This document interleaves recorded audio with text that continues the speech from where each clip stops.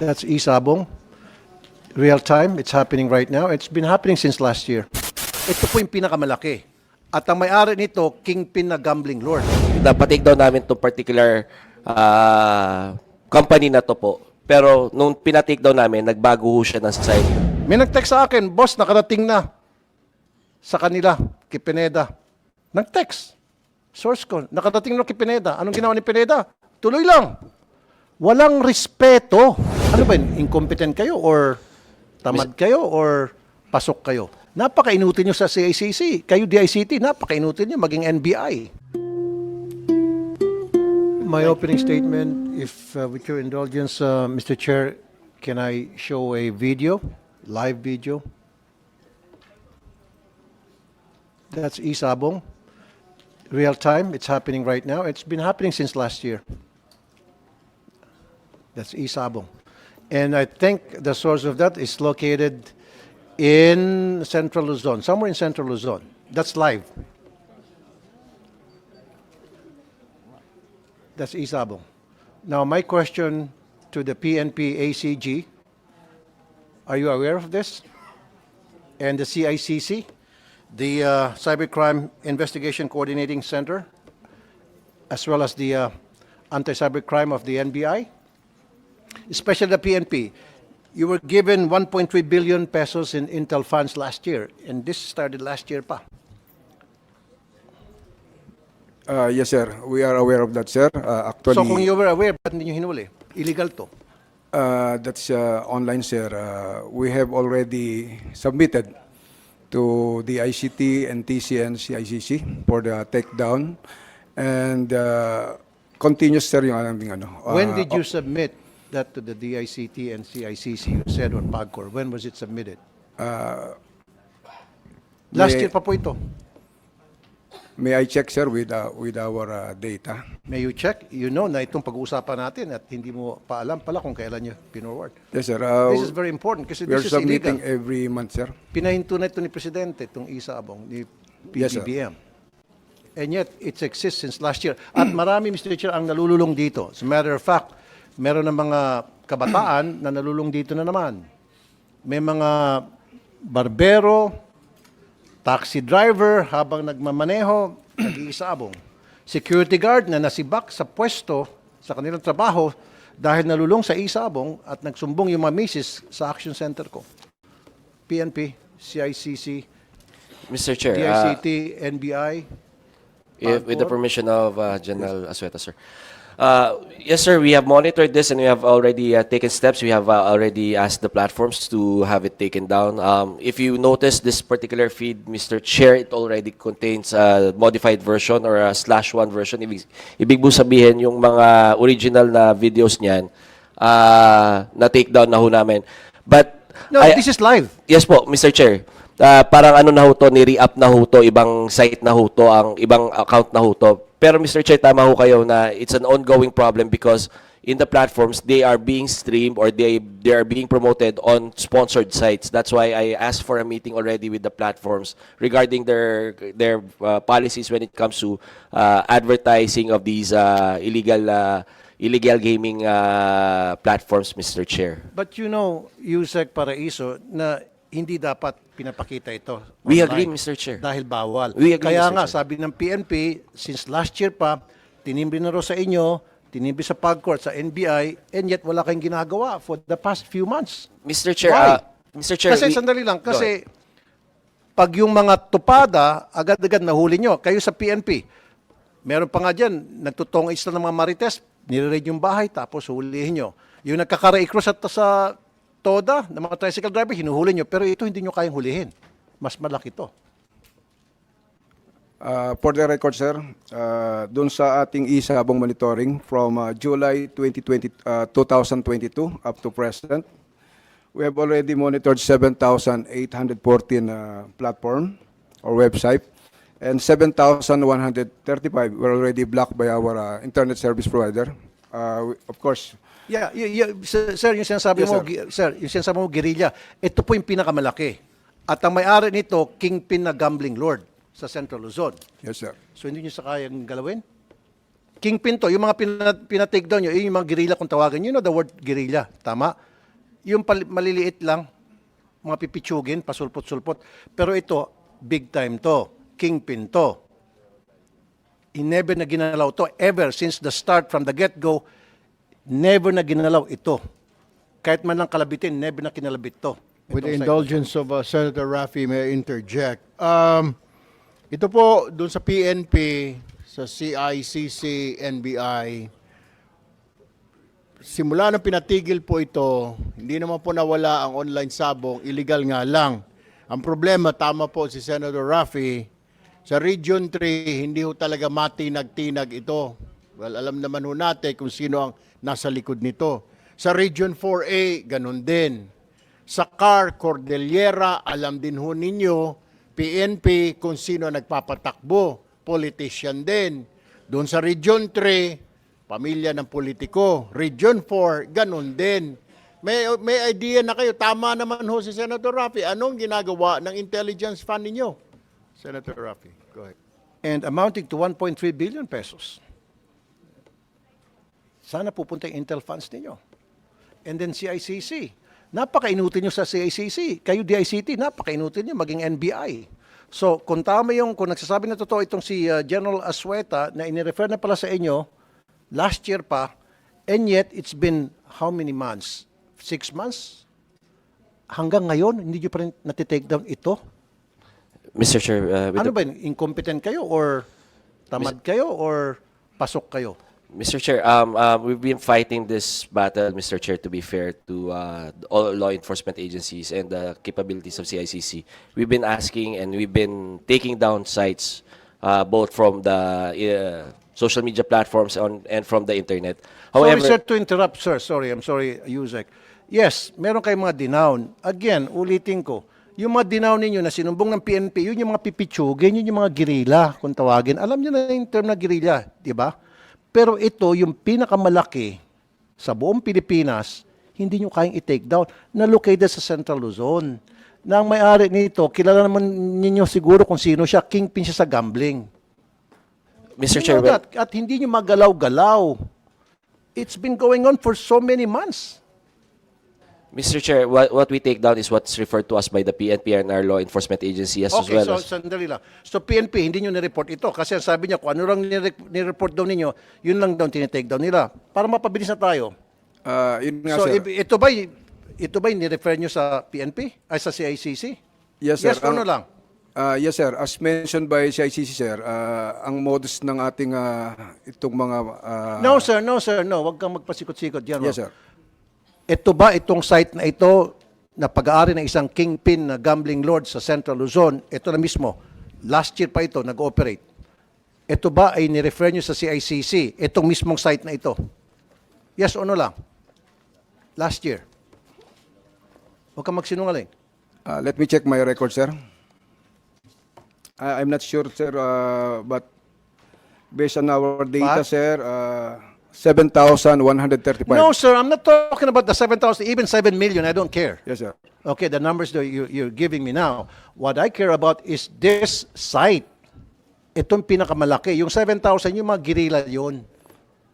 Yung mga pipitsugin yun, na kung sino-sino lang ang nagmamayari. Ito, ang mayari ito ay kingpin, big time gambling lord sa buong Pilipinas. Kilala mo ito kung sino siya? Yes, sir. Napatake Yung banday lang, kaya hindi niya siya magalaw-galaw? Marami, sir, napatake down from the, sir. Pero kung nag-change siya agad, as mentioned by CICC, so yun yung No sir, continuous he monitoring. never changed. Yan pa rin yung site since last year. Mr. Chair, with the permission of the Chair. Mr. Chair, if this is, just to elaborate on what General Asueta is saying, napatake down namin to particular company na to po. Pero nung pinatake down namin, nagbago ho siya ng site, nagkaroon lang siya /1. Just to emphasize and just to illustrate, Mr. Chair, within the day po, mapapatake down namin itong particular site na to. So can you take it down right Yes, now, today? yes, Okay. Mr. Chair. And then, Eh kung wala palang hearing, hindi mo matitake down to. No, Mr. Chair. Kaya nga, we rely on what's being reported to us at saka yung namomonitor natin. Ang nangyayari po kasi, pag tinake down natin, gumagawa sila ng bago site, nire-redirect nila doon yung mga ano nila. Then sundan nyo. Yes, Mr. Chair. Trabaho nyo po yun eh. Yes, Mr. Chair. At may Intel funds yung PNP for that. So kung sila yung nag-open ng another site, sundan nyo, ipasara nyo ulit. Ganun lang yun. Yes, Mr. Chair. At alam mo naman pala, nag-open ulit sila. So, aware ka, and yet you're not doing anything about it. Mr. Chair, nagte-threat monitoring center ho tayo. Tapos, sinusundan namin yung mga sites na yan. Minsan kasi binabago yung mga pangalan, minsan nag-i-slash one na po sila.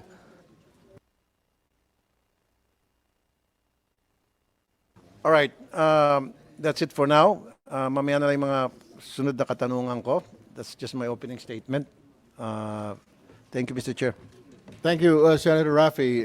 Total, ikaw naman yung mauna na magtanong after the presentation of PAGCOR. Let's give Senator Win Gatchalian, if you have any opening statement. Thank you, Mr. Chairman. Mr. Chairman, dalawang bagay lang po. Unang-una, sundan ko lang po yung sinabi ni Senator Raffy. Nung tinitignan ho namin yung mga online gambling sites, meron din ho kaming nakitang e-sabong gambling sites as of yesterday. Ito po yung pa-flash ho namin. Ito po yung sw418.com. Kahapon lang ho to. In fact, live siya, pwedeng pumasok, pwedeng tumaya. Pero nung binalikan ho ng staff namin this morning, nung natunugan pong merong hearing ngayon, nawala na ho yung website. No? So, ibig sabihin ho, itong mga online e-sabong, lagana pa rin at pwede hong pasukan. Kaya pareho ho yung nakita ho namin ni Senator Raffy na itong ganitong mga websites at platform ay meron pa rin at accessible sa ating mga kababayan. May takot naman sila dahil nung nagkaroon ng hearing, natakot. Pero I'm sure tapos ng hearing, balik na naman ng ligaya. No? So, gusto rin ho namin malaman sa ating mga enforcement agencies bakit meron po hong ganito. No? Sa laki ho ng budget na ibinibigay ho natin for intelligence funds, for cybercrime prevention, bakit ho yung simpleng e-sabong na illegal ho sa ating bansa ay lagana pa rin at namamayagpag pa rin sa ating bansa. Pangalawa po, nakita ko rin po, ito naman ay tungkol sa yung sa e-gaming or sa e-gambling or online gambling.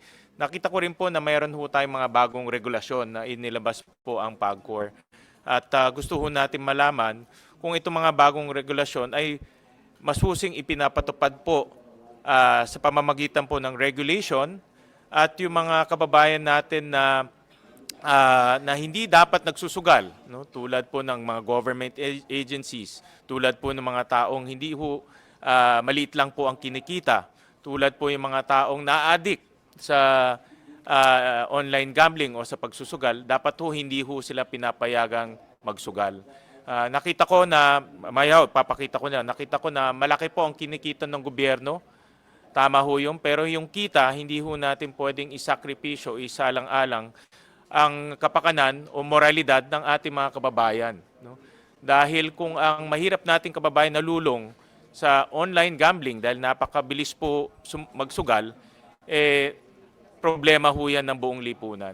Kaya, Mr. Chairman, yun naman po ang gusto kong malaman mamaya as we go along the hearing. Maraming salamat po, Mr. Chairman. To the PNP, CICC, NBI, and then the PAOK, show to us na hindi kayo incompetent, na hindi kayo friendship ni Pineda at ni Bernos. Ipatigil nyo itong online sabong nila. Hanggang ngayon, ang tapang, di ba? Online pa rin sila. Kahit na alam nila na nag-hearing tayo, online pa rin sila. Papakita pa natin. Play nyo ulit. Live pa rin sila. That's how big time these people are. Because they think they're untouchable because they're a friend of the PNP, they're a friend of the NBI, they're a friend of the CICC and the PAOK. Ayan oh. May nag-text sa akin, boss, nakarating na sa kanila, kay Pineda. Nag-text. Source ko, nakarating na kay Pineda. Anong ginawa ni Pineda? Tuloy lang. Walang respeto. Maging si Bernos, walang respeto dito sa hearing. Walang respeto sa inyo. Bakit walang respeto? What do you think? Ba't walang respeto sa inyo si Pineda at saka si Bernos? Maybe sir, hindi pa nila alam yung ginagawa namin. Hindi pa siguro nila kilala. No. Try again. Why? Kaibigan nyo. As simple as that. Come on, wag na tayo maglokohan dito. PNP, wag na tayo maglokohan dito. Wag mo muna sagot, bago sumagot. Pag yung mga nagtutupada, ang bilis niyong hulihin. Alam na alam niyo agad kung saan nagtutupada. Maski nga nagkakara-i-cross dyan ng mga taga, tricycle driver sa mga kanto-kanto, inuhuli niyo eh. Toda. Maski nga yung totong its sa mga bahay, hinuhuli nyo. Pero ito, hindi nyo kayang huliin kasi malaki. Come on. My request to you and my challenge to you, show to us na kaya nyong gampanan inyong trabaho regardless kung sino masasagasaan. Patigil niyo po ito. Patake down nyo ito si ICC. Mr. Chair, within Can the you day, give me that Mr. assurance? Within the day, Mr. By Chair. within the day, wala na ito? Within the day, Mr. Chair. Eh baka naman pagalitan ka ni Pineda sa Kanibernos, nakakaawa ka naman. Hindi.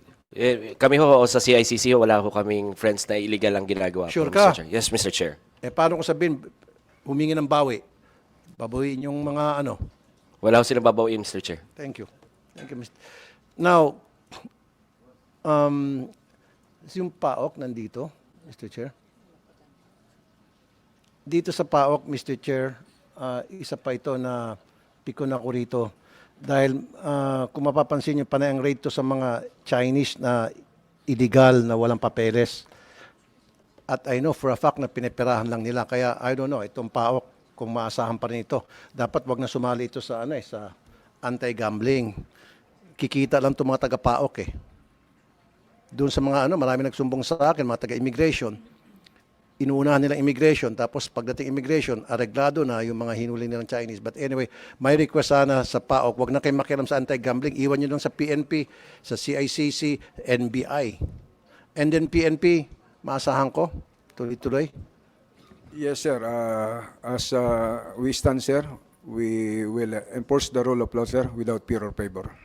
Exactly. Thank you, sir. Pag nagawa nyo yan, sir, sasaludo ako sa inyo. Pupurihin ko kayo palagi dito sa hearing, maging sa iba ko pang mga social media platform. Pupurihin kita, totoo yan. Pag wala na yan tomorrow, pero pag nandiyan pa rin yan tomorrow, sorry makakatikim kayo ng mga masasakit na salita from me, CICC especially because you did promise a while ago, right? That's all, Mr. Chair. Thank you very much. Ang tanong ko lamang po sa CICC before I turn over the floor to Sen Gatchalian. Hindi ba kayang gawin? I mean, what are you guys doing at this very moment, yung inyong mga tao? Maring hindi kayo, pero yung mga tao nyo sa opisina nyo, hindi po kayang i-take down yan? Mr. Chair, that's what we do. We take it down. Once it gets reported to us, once we verify, tinitake down po kaagad namin. Parang 45 minutes na namin sinabi, nag-umpisa tayo. Kanina tayo nag-umpisa. Anong oras na? So, Hindi let pa rin me na-take walk down. through, Mr. Chair, if we can be allowed to walk you through the process po, Mr. Chair. Go ahead. So, the CICC provides the legal cover for the NTC to have these sites taken down. So, kami ho, tatawagan namin or i-forward namin kay NTC. Si NTC po, i-forward sa mga telcos yan. Yung mga telcos, doon medyo matagal yung mga blocking nila kasi individually, i-input nila doon sa mga system nila yan. Like what Attorney Jessa was mentioning earlier, it takes about around 5 days po for blocking. Pero ito ho, like we promised, talagang kukulitin namin yung telcos para i-take down to Mr. Chair. Tapos isa pa sa PAGCOR, yung way forward nila kanina na presentation, gumagamit po sila ng AI power to monitor illegal gambling. Wala ho ba kayong ganong system na AI, artificial intelligence to monitor para pag sinara ito, lumipat siya, nasusundan ninyo? Can't you do that? Wala. Binigyan naman yata namin ni Senator Win ng pondo kayo, DICT. Mr. Chair, meron ho kaming threat monitoring center pero in scale po eh. Kaya nga ho, ang ginawa ho namin para ho makapag 50,000 sites per month na kami na blocking. We partnered with private sectors na nagbigay ho sa amin ng mga systems. We appreciate po yung budget na binibigay po sa CICC. Ginagamit ho namin ng tama pero because of budgetary challenges, mahal ho kasi ang AI, Mr. Chair. I'm really being honest here na medyo mahal yung AI. But hindi ho naging hadlang sa amin yun to partner up with the private sector para ho pigilan yung mga illegal online gambling sites, Mr. Chair. So wala pa kayo itong AI dahil mahal. Is that what you're saying? Yes, Mr. Chair. Mr. Chair, pwede makasingit? Go ahead. Kung mahal, Senator ba't hindi kayo humingi ng support sa PAGCOR? And I think PAGCOR will be more than happy and willing to help. Tama ba, PAGCOR? Your Honor, gusto ko pong ipaalam sa inyo, lahat po nung nakikita namin araw-araw through our AI-powered tools, automatic po, pinapadala na po namin sa CICC. Oh, yun at naman sa pala eh. NTC. Yes, Mr. Chair. At lahat Yun ng po ang ginagawa namin, araw-araw po, halos sa isang buwan, 3,000, 4,000, yun po, kaagad naming pino-forward sa kanila para ma-action na nilang ma-block. Dahil wala Agad-agad. po kaming authority na mag-block eh.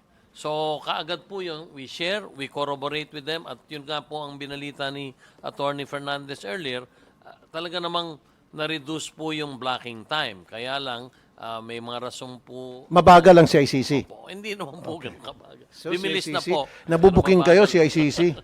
Mr. Chair, sa amin no, mabilis po kami. Once we receive it, within the day, napapasa natin sa NTC. Yusek Paraiso, sandali lang po. I think Secretary Aguda will have to go to the other hearing. Your excuse, Secretary Aguda. Go ahead, continue. Yusek Paraiso. So, pag na-receive po namin yan, within 24 hours na papa-forward na namin yan sa NTC, ang medyo nahihirapan po kami with the telco side kasi sila talaga yung nag-shutdown ng mga sites na yan in their own platforms. Kasi ano yan eh. It's a function of the telcos yung pag-block ho ng sites. So, inuutusan ho namin sila to block. And to be fair, within those 5 days, napapablock naman ho sa nila, Mr. Chair. Last question, one more question, Mr. Chair. Mr. Tenko, ilan na yung naipasa nyo sa CICC using that AI program ang na mga illegal gambling ang sites? report po namin sa kanila nito pong 2025 at early part of 2026, meron pong 7,800 po. 7,800. Ang na-block po nila ay 7,500 po or 96%. 96.5% po ang na-block nila. So what happened to the other Yun yung 5%? inaano ho namin yan eh. So pag dapat to tama ko kayo 100% ang blocking ho namin eh. So pag binagay namin sa telcos baka may nakakaligtaan yung telcos. So we're developing a system para lahat ho kami may dashboard para makita ko ano-ano yung mga sites na nabablock nila. And to further elaborate on what Chairman Ali is saying, sir, tama ho 7,000 yung binibigay nila. Pero ngayon no, because of the partnership with the private sector, meron na ho kami ang average na namin ngayon starting February is around 50,000 sites per month na po kami ngayon. Ngayon, Mr. Tenko, for the year 2026, this year, ilan na po yung nasubmit nyo sa CICC for Para po blocking? sa taong 2026, ang na-report po namin sa kanila yung 1,406. 1,406. At doon po, malugod ko pong binabalita, yung 1,406 po na block nila. Total. So ang average po nila this January, 100%. Good job. Pero ang hindi nyo kaya, si Bernas Capineda. Di ba? For all we know, yung mga libo-libo binabanggit ni Mr. Tenko, mga pipitsugin yun, mga guerrilla yun. Pero si Bernas Pineda, hindi nyo kaya. Mr. Chair, we committed within the day, Mr. Thank Chair. you.